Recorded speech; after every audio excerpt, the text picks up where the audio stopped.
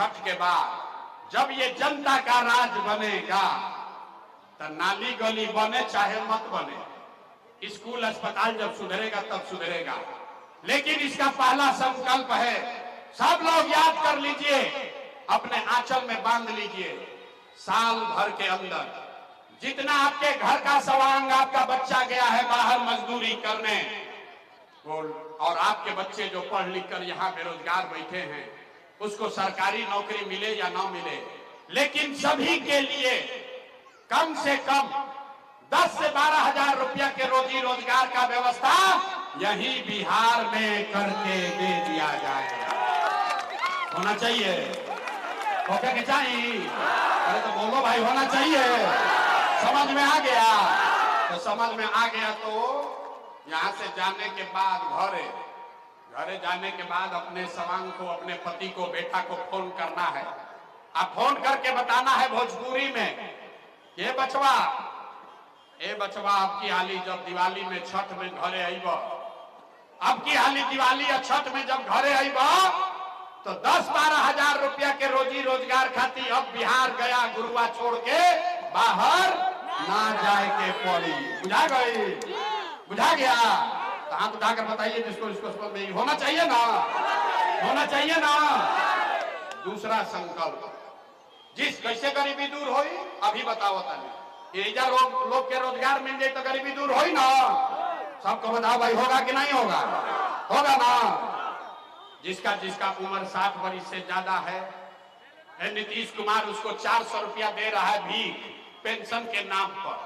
तो ये तय हुआ कि अगर आपने झूठा संकल्प नहीं लिया है, अगर आप अपने बच्चों के लिए वोट देंगे, तो जब ये जनता का राज बनेगा तो छठ के 1 महीना के बाद से, दिसंबर से, कार्तिक महीना से 60 वर्ष से ज्यादा उम्र के हर महिला पुरुष को 400 रुपया का भीख नहीं, 1100 रुपया का पेंशन नहीं, 2000 रुपया का महीना का पेंशन और सम्मान राशि जरूर कर दिया जाएगा। होके के चाहिए?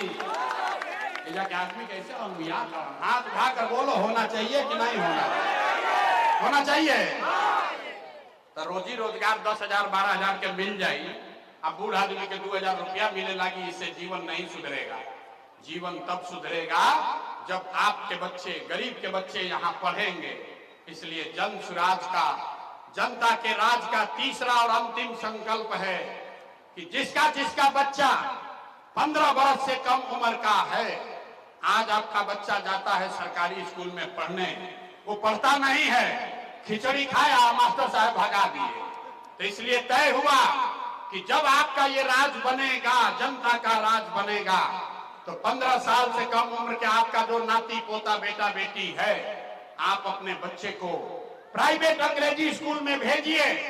और जब तक सरकारी विद्यालय नहीं सुधरेगा, आप अपने बच्चे को प्राइवेट स्कूल में भेजिए, उसका फीस और खर्चा सरकार के ओर से दिया जाएगा, ताकि गरीब से गरीब का बच्चा भी बढ़िया अंग्रेजी स्कूल में पढ़ सके।